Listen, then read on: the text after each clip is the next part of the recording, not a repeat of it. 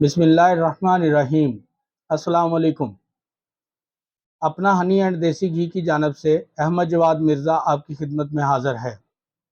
تمہارے رب نے شہد کی مکھی پر وحی بھیجی، اسے سکھایا کہ وہ پہاڑوں اور درختوں کی بلندیوں پر اپنا گھر بنائے، پھر وہ ہر قسم کے پھلوں سے رزق حاصل کرے اور اپنے رب کے متعین کردہ رستوں پر چلے۔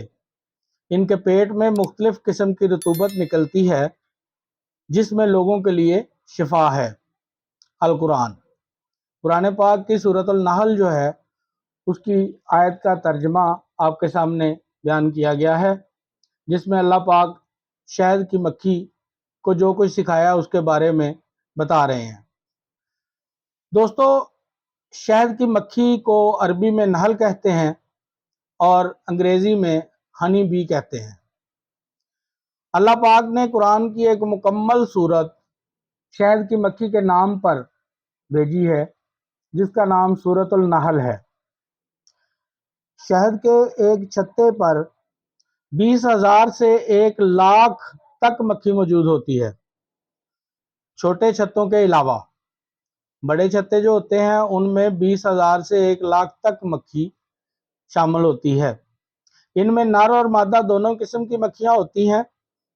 ان مکھیوں کے گھروں یعنی چھتوں کا نصب و ضبط اتنا منظم ہوتا ہے جیسے کہ ایک پوری کوئی سلطنت ہو۔ ایک چھتے میں مکھیوں کا ایک بادشاہ ہوتا ہے۔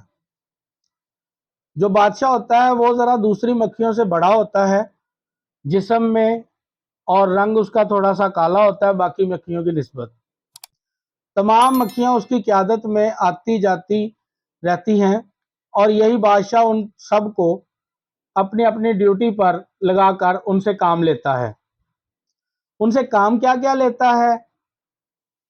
ایک اس قسم کی مکھیاں ہوتی ہیں ان سب نظام میں شامل جو مکان بناتی ہیں ان کے لیے۔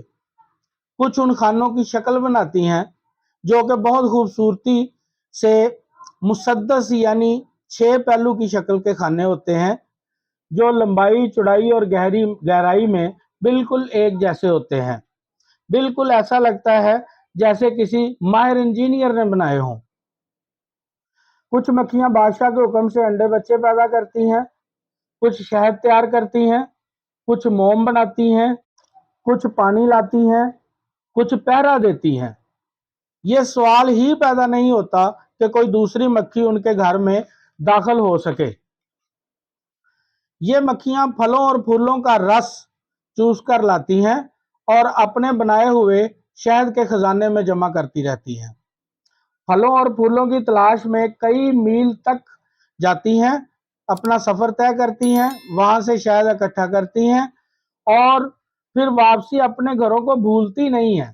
وہ اپنے گھروں میں ہی سیدھی آتی ہیں اور بغیر تلاش کیے سیدھا راستہ اختیار کرتی ہیں۔ اللہ نے ان کو اتنی عقل دی ہوئی ہوتی ہے۔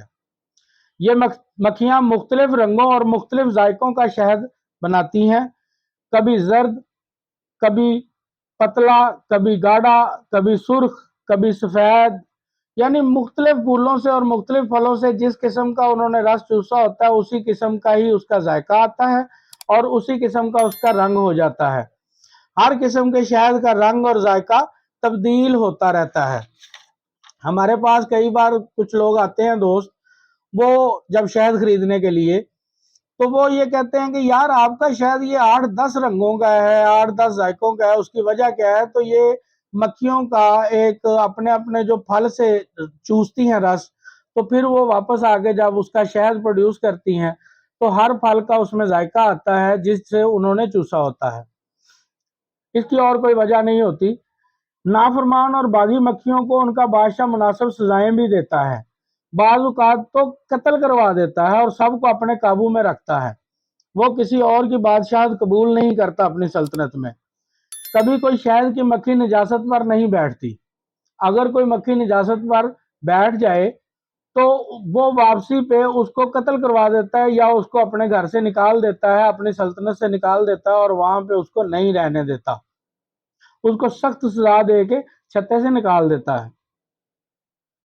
ہر چھتے پر ایک ایسا گروہ ہوتا ہے جو باہر سے شہد لے کر آنے والی مکھیوں کی چیکنگ کرتا ہے کہ کوئی مکھی زہریلے پودے سے کچھ چوس کے تو نہیں لائی، اس کو چیک کرنے کے بعد اندر داخل ہونے دیتا ہے۔ یعنی اللہ تعالیٰ نے ایک ایسا لیبارٹری کا سسٹم وہاں پہ بنا رکھا ہے، قدرتی لیبارٹری کا، کہ وہاں پہ چیک ہو کے شاید اندر جانا ہے، مکھی نے اندر جانا ہے۔ ادروائز اگر کوئی گند پہ بیٹھ کے آئی ہے تو اس مکھی کو فوراً قتل کر کے پھینک دیا جاتا ہے۔